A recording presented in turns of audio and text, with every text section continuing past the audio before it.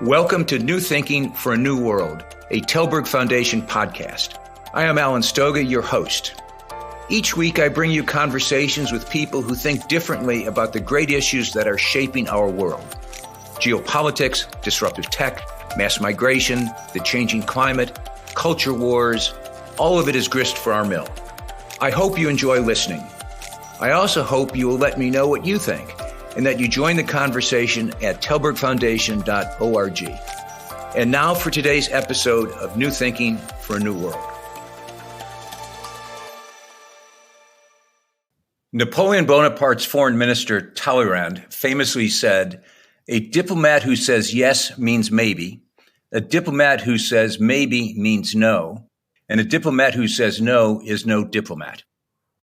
Ambassador Ashok Mirpuri has just completed 12 years, an unusually long period, as Singapore's ambassador to the United States, the capstone to a 4-decade stellar diplomatic career. He retired from his diplomatic service this summer and is now back in Singapore. What do ambassadors actually do? Even in the 21st century, with all of the technological marvels that are transforming our lives, I would argue the most important role of a diplomat is to help his country's leaders understand the realities, the dynamics of his host country. In practice over the last 12 years, that has meant that Ambassador Mirpuri has coped with the vagaries of President Biden, President Trump, President Obama. Probably a more, I don't know if the word's dynamic or turbulent period in American history in the last 50 years, perhaps longer. The fact that he is now an ex-ambassador gives us the opportunity to ask him what he learned those years. What's that turmoil been about? How does Washington look from a perspective of someone who had to understand its dynamics and how it affected his country's national interest? We'll see what he says. So welcome, Ashok. Thank you for joining me for this episode of New Thinking for a New World. Thank you, Alan. Thank you for that introduction, and thank you for that introduction into diplomacy in the 21st century, which is very different from diplomacy in the 19th and 20th century, because as you said, there is a lot more technology, a lot more instant communication. I remember when the first government shutdown I faced in 2013, I looked back at the embassy's reporting in the previous shutdown before that in 1996, and they had an opportunity to provide ideas and perspectives over time back home to headquarters. In the 2013 shutdown, it was instant reporting. People turn on CNN with BBC. What is the role of that embassy in this new 21st century world? Yet, as you say, having your person on the ground, and this is men and women, having your person on the ground is very important because you have connections, you have connectivity, you see body language, you see faces, you see where people are trying to be honest with you. And it was particularly important during COVID, the 3 years that I was there during COVID from 2020, because while travel shut down, you still had your person on the ground. You could still meet, even if behind a mask. You could still speak to people. And that made things very important. So I see diplomacy, and as I am now an ex-ambassador, retired diplomat, is still very critical for the future. It is something that we should continue to do and nurture, even as secretaries of state and foreign ministers connect on WhatsApp and every other means. Having your person on the ground is quite critical. It's clearly, as you say, less about news and facts and more, I suspect, about context. What do those facts actually mean? What does that cabinet secretary mean when she says this or that? What is she thinking that you get a sense of over time, I would imagine? That's an important part of the regular meeting and interaction with people. Now, you asked about the 3 presidents and 3 administrations I had to deal with while I was in Washington, D.C. I started with the Obama administration, and then the Trump administration, and then the Biden administration. Ambassadors do not make a choice of who the people elect as their leader. We work with the leaders who have been elected. That is the reality of it. We make no preferences. My job as a Singapore ambassador was to make sure that Singapore's relationship with each administration stayed at the top, stayed very positive, stayed connected without making any sort of options that we would prefer somebody else. So and I would expect that today ambassadors in Washington, those who are there now, those who come after me, are already preparing for the 2025 administration, whether it is the second Biden administration or whoever the Republican nominee may potentially be and lead that administration. So that is important. And keeping that consistency even before they come into office. I think the hardest part was the year and a year and a half before presidential election, before the 2016 presidential election, before the 2020 presidential election, because you want to get your message out and connect with people even before they are in office. Now, you've been around administrations, Alan, and you know that when they are in office, they have very little time for people outside. They're very, very busy, and particularly if you're coming from a country on the other side of the world like Singapore. So it means that the connections you make 18 months before they get into office, 2 years before they get into office, is critical. And then you can start having more honest conversations, more frank conversations. You can exchange perspectives that are not able to read in the news. And that's where really the critical role was being in Washington from 2012 onwards. But certainly each administration has its own character. Good, bad, or ugly is not the issue. The issue is they're different organizations, peopled by different kinds of people. Even Democrat to Democrat administrations or Republican to Republican are different. And it would seem that you've dealt with three administrations that really have been quite different from each other. And it's not a judgment, good or bad, but what are the biggest differences that you've seen over the course of those 12 years, both among the different administrations, but also more generally in, and I put quotes on this, how Washington works? You know, Alan, I think the most important thing, why things change, why things sometimes seem so different. We are looking always at the day to day, and we're looking at different people and different styles and personalities. But what changed a lot in the time that I was there from the early 2010s onwards was geopolitics change. And when geopolitics change, administrations have to respond to the new geopolitics. And it's more important in Washington than in any other country. I've been an ambassador in various other places before this. Those are very localized politics. You deal with local politics. Yes, geopolitics happens. You adjust to it, but you cannot shape geopolitics as much as they do in Washington, D.C. And in Washington, what has happened in the past decade or so is the geopolitical context has changed. And that has led to changes of how administrations deal with it. Now, I was just reading recently as people look back 10 years after the Obama decision about the Syrian Red Line. That marked a change in geopolitics, and people reacted quite differently to that occasion in 2013. Now, as you look at what has happened, and we can get into some of the other geopolitical changes that took place, Washington responded. Now, personalities changed as well. Personalities brought different perspectives in. And obviously, what also changed is domestic politics. We will talk about trade later, but in trade as well, the domestic political context, just after the global financial crisis, leading up to the moment we are in today, that has changed. And personalities who may have dealt with the world in a particular direction. Let's take the two Democratic administrations I dealt with, the Obama and then the Biden administration. The Biden people who worked in the Obama administration still saw the world differently, because by the time they came in, the implications of geopolitical and domestic changes meant that they had to respond quite differently to that. And that really sets the context of Washington. You asked, what is the impressions of Washington? Washington still remains the geopolitical center of the world. There is no other center like it.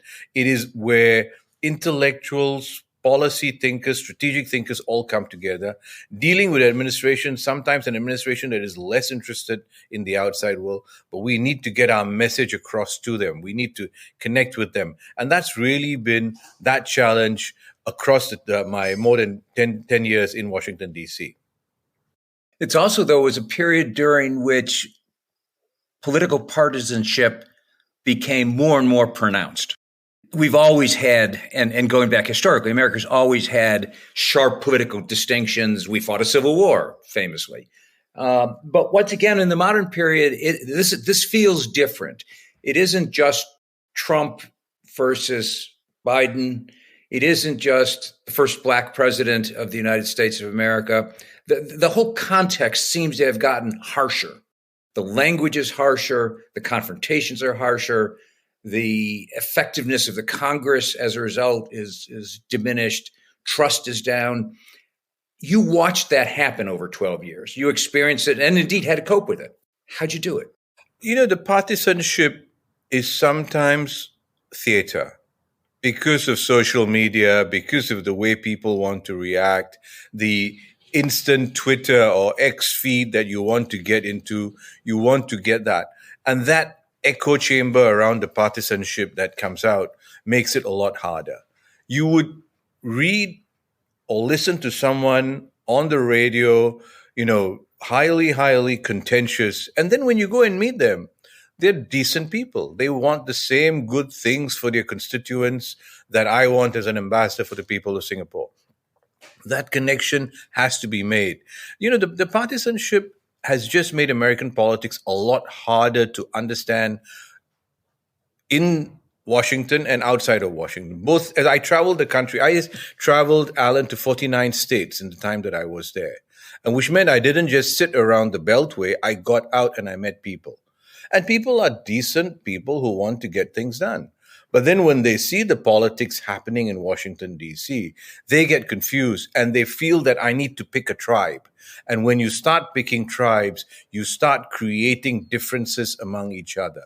And the tribes become more narrowly focused because you just pull in everyone. As long as the other person comes from another tribe, I cannot trust them, even if our instincts are fairly similar.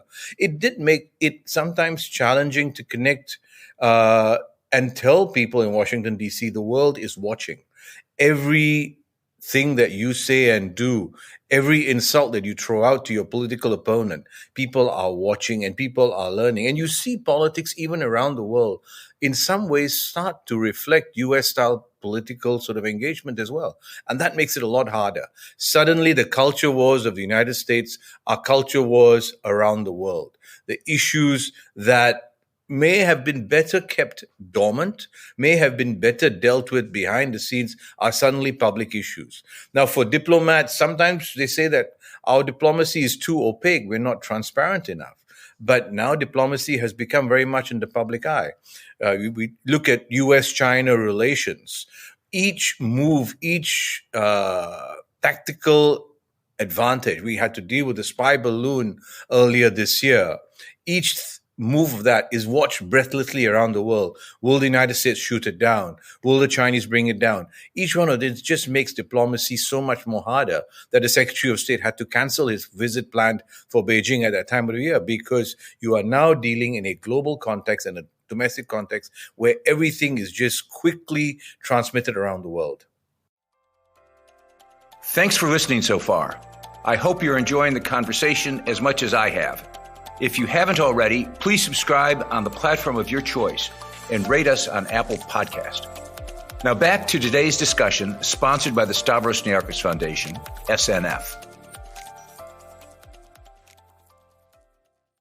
Let's talk about China and the U.S., because you started your service as ambassador in Washington when President Obama was famously shifting to Asia. Whether or not he was doing so, there was a lot of rhetoric about the reorientation of American foreign policy, the prioritization of Asia, perhaps over our traditional Atlantic focus, et cetera, et cetera.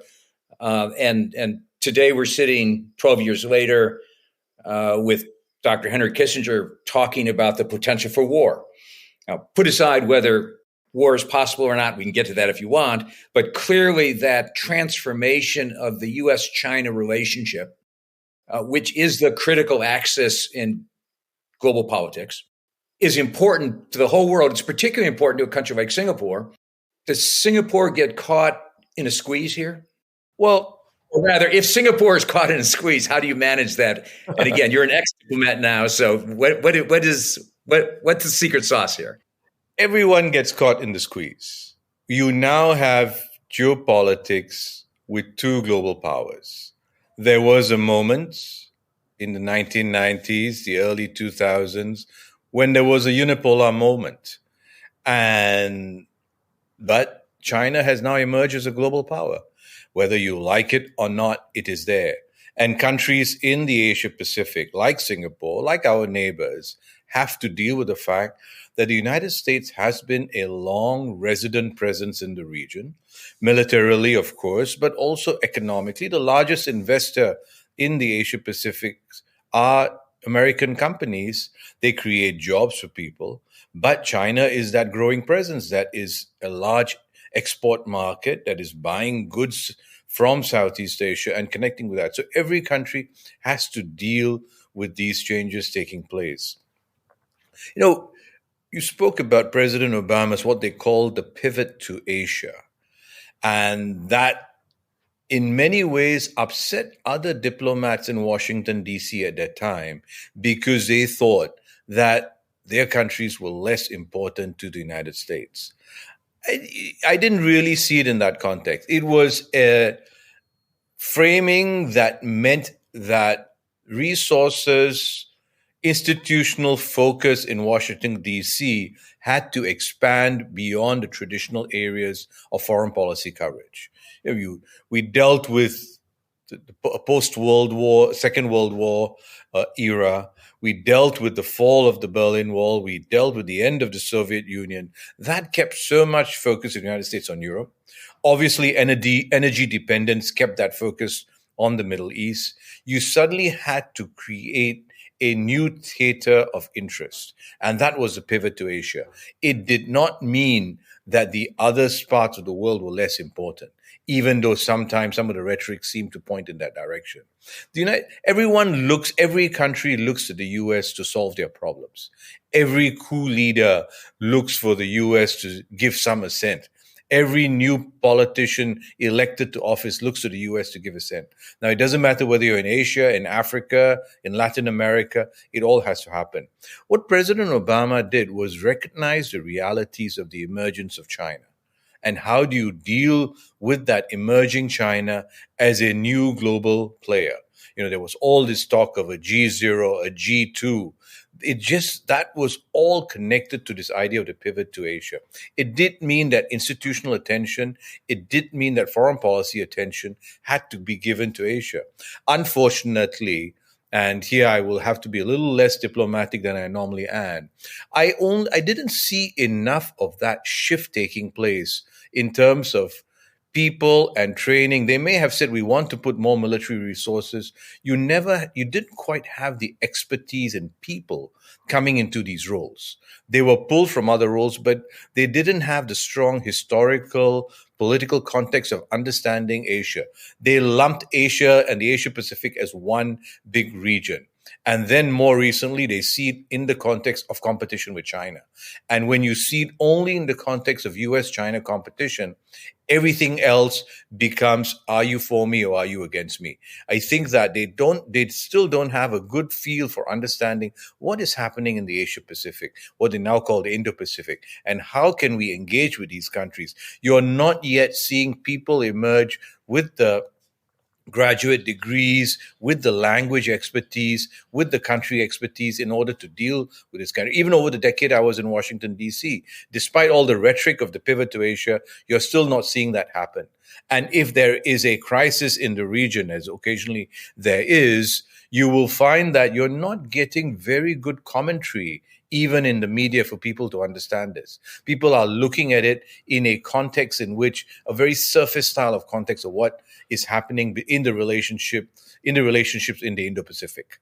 But at the same time, it's a bit of a moving target. We just recently saw the BRICS summit in South Africa, and President Xi framed it as a future where the BRICS could become the geopolitical alternative to a G7, which is not suggestive of a cooperative environment, but rather a confrontational one that has not just military, but also political, economic, social, cultural aspects to it. We seem, and I should put it as a question, are we headed down a path towards both sides making it more confrontational, making it more of a self-fulfilling prophecy, perhaps, that the world does have to split into these "are you with me or against me" kind of blocks? And I would add one more piece to that question, because that BRICS summit accidentally came on the heels of the Camp David summit among the leaders of the US, Korea, and Japan, which clearly was an effort to build some kind of new foundation or renewed foundation, perhaps, for American geopolitical presence in the region. So we certainly seem to be headed in a direction where Singapore is going to have to answer that question. Are you with us or against us? You don't want to, nobody wants to, but that's the question that both sides seem to be trying to move towards. Or is that too simplistic? I think that the easier analytical framework is to keep going back to Cold War analogies of one side versus the other side. The difference now, and even though these are not necessarily all very powerful countries, these countries now have agency. You look at the Republic of Korea, South Korea, and you look at Japan. Yes, it was an important meeting of Camp David, President Biden bringing them together, but they have had historical animosity. And the idea for them to get into a summit together, shepherded by the United States, I think is very historical. The framing is, this is part of the Cold War against China. People are not looking at the framing. This is also about Japan and Korea and Northeast Asia and how important it is to have stability among these countries. And I think that's sometimes lost when you look at a framing of a Cold War type, us versus them. Similarly, again, in the BRICS summit. Yes, President Xi may have said we need to get the BRICS stronger, but there is the voice of the global South. It's a phrase that we need to rethink how we're going to, because again, trying to lump every country into this so-called global South takes away from the agency. But there are large middle powers that have got strong pivotal interests. Indonesia, Turkey, Brazil. How do you accommodate them in a world which is US versus China? Because each one of these countries has got strong relationships with both the United States and with China and want to maintain it that way. The key thing that we all want is peace and stability. I'm sure neither the United States or China wants to have conflict either. And, but by trying to muster groupings into whether trade groupings, say around the BRICS, say around something called Indo-Pacific Economic Framework, as they try and muster them in there, these are not just about pulling allies together. It is about connecting these countries as part of a wider network. Now, the ideal would be we would go back to a globalized trading system like the WTO, that the UN would work a little bit more effectively. Neither of these are, so you now have these regional connections. But regional connections in which other countries, middle powers, have a lot more voice. You ask about Singapore. Singapore has made sure in the 58 years that we have been independent, and in this, we've seen a very dramatic change in global geopolitics and global strengths, that we make decisions based on our own national interests. And in some cases, our national interests will align with one power. In other cases, our national interests will align with another power. In many cases, our national interests align with our regional neighbors in ASEAN, the Association of Southeast Asian Countries, because that gives us more agency as 600 million people, rather than just as one small 5 million country dealing with the United States and China. And each one of this, we take our national interests in place, and we do have some agency. We try to say that this is how we want to get things done. Being a financial hub, being a trading hub means that everyone wants to be here to do business. And that keeps Singapore going in some sort of prosperous a potentially economically successful way. And that's really the way that we have to deal with it, even as the big countries may have quarrels. And then what you say as a diplomat, as a foreign minister, as a prime minister, is sometimes speak to both sides quietly, sensibly, and give them a sense of how other countries look at these things. I think the one thing Singapore has been able to develop in these many years of diplomacy is trust on both sides. Trust in Washington, trust in Beijing. And when you have trust on both sides, you then hope that you can pass on quiet messages, not from one to the other, but really from your own perspective, what is important for small states in order to make sure that we avoid the conflict and look for a much more prosperous, economically successful future. You've mentioned a couple times global trade, the WTO. Clearly, we have seen peak globalization. Who knows how it's going to evolve in the future, but there seems to be a concerted effort by the United States, by Europe, by China, to come up with new forms of protectionism. There's almost a growth business in new ways to mess up global trade. Singapore has the great virtue of being small in that world, that you can get around some of those protections. But do you see that challenge of protectionism a fundamental challenge for Singapore to have to cope with in the next years? It is Singapore's success has been in a global world, a globalized world, where people, goods, services, trade could move around effectively and efficiently, and where Singapore and our neighbors provided efficient manufacturing, quick manufacturing, cheap manufacturing in order to get goods to consumers around the world very quickly. That world is being put aside. You say we may have had peak globalization. I think these things are circular. You have your peaks, you have your troughs, you have a new peak that come up after that again. It goes up and down. I think it will come back. People haven't completely stepped away. But what concerns people in the region, people in Singapore, is a lack of attention to building new trade connections, a focus on deglobalization or de-risking, as they say. That will come with additional costs. That will make things much more expensive for the average consumer, but it also makes the world a lot less efficient if you cannot operate in a globalized environment. No, it is one thing that is very, very concerning, because small countries, not just Singapore, but many of our neighbors, are dependent on markets in the United States and China and Europe in order to produce. Now, if countries are going to pull back into industrial strategies that say we have to produce everything on our own, and it's not just US-China competition that led to this.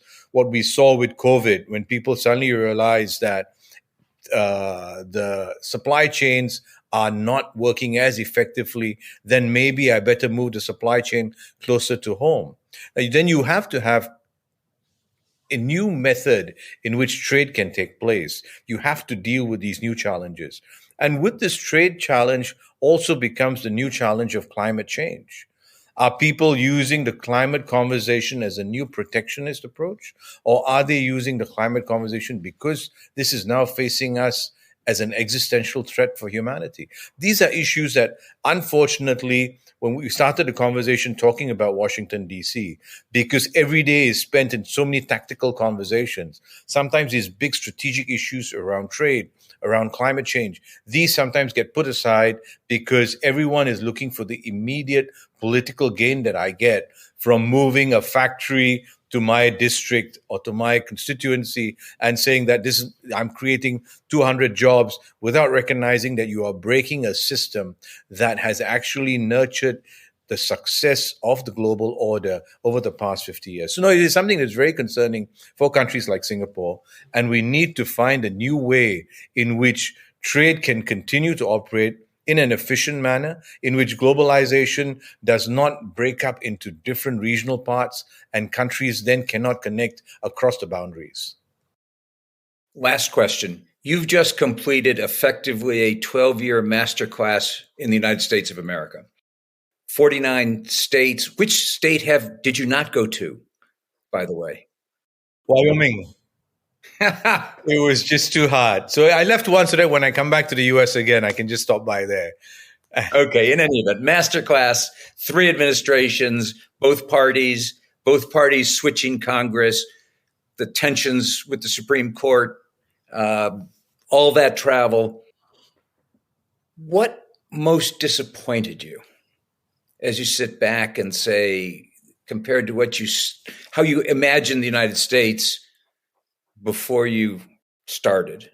I had heard about this before, about how sometimes the United States can become very insular. I found it much more real when I was there. An insularity in the US that made it difficult for them to connect with the outside world. Again, as I said, I've been an ambassador to many places. I would find the average person, the average politician, put aside the average citizen, the average politician around the world, much more connected with outside developments, much more interested in the world. In the other countries where you served? In the United States, it became a lot harder because politics was just in the way all the time. That it became, I had to have a cheat sheet that I took in to show people this is where Singapore is in the world. Because many people would not even be able to place us geographically on the other part of the world. I would have to go through with them how important Singapore's relationship with the United States is, what Singapore brings to the table, because as far as the US is concerned, Singapore's a 5 million population country on the other side of the world. Smaller than Rhode Island in terms of geography. Then as people start to recognize and realize it was real retail politics. It was real retail diplomacy. And that sometimes made it very hard because each change of administration, each change of personality in an office meant that you start at the ground floor again, explaining to them from the bottom up what the world looks like from Singapore's perspective. And not because they have to do something special for Singapore, but because it fits into US interests. That world of US interests is narrowing.